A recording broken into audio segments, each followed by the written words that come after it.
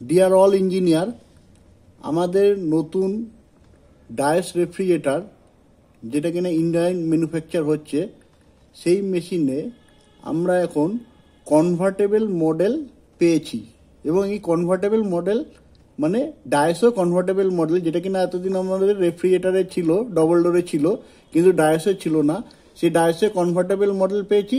এবং এখানে একটা এক্সট্রা নতুন ফিচার্স আছে, যেটা হচ্ছে আমরা রেফ্রিজারেটরটাকে অফ করতে পারবো। সেটা আমরা আগে দেখব।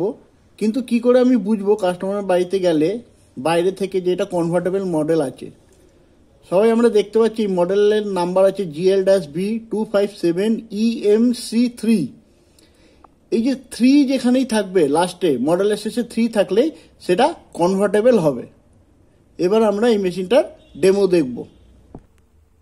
আচ্ছা, মেশিনের ডেমোতে আমরা সুইচ অন করেছি। বাই ডিফল্ট এটা 3 ডিগ্রি আর -18 ডিগ্রি। Refrigerator 3 degree -18 degree.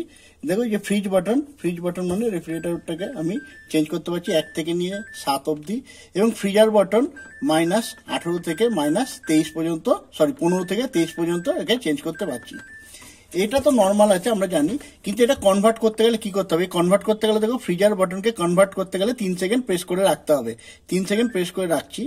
এটা যখন কনভার্ট হবে, একটা জিনিস মাথায় রাখতে হবে, তখন কিন্তু আমরা ফ্রিজারের টেম্পারেচারটা, ফ্রিজারটা রেফ্রিজারেটর হবে ঠিকই, কিন্তু এই টেম্পারেচারটা 3 ডিগ্রি ফিক্সড থাকবে। এটাকে আমরা চেঞ্জ করতে পারবো না, কিন্তু রেফ্রিজারেটরটাকে চেঞ্জ করতে পারবো। দেখো, আমি ফ্রিজার চেঞ্জ করার চেষ্টা করছি, চেঞ্জ হচ্ছে না, কিন্তু ফ্রিজটাকে চেঞ্জ করার চেষ্টা করছি, এটা চেঞ্জ হচ্ছে।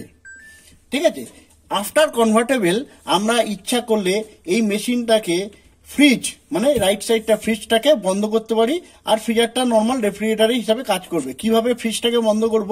দেখো, এই ফ্রিজ বাটন প্রেস করছি, 5 4 3 2 1, এরপরে একটা ডবল দাগ চলে আসলো। এই ডবল দাগ মানে হচ্ছে রেফ্রিজারেটর অফ।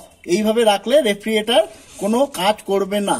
কিন্তু একটা রেফ্রিজারেটর যদি অফ থাকে, সেক্ষেত্রে কি হতে পারে? ডান সাইডে আমার স্মেল বা ফাঙ্গাস জমতে পারে। তাই জন্য এর ভেতরে অলওয়েজ রেফ্রিজারেটর পোর্শনে 15 থেকে 20 ডিগ্রি সেন্টিগ্রেড আমার এখানে মেনটেন করবে।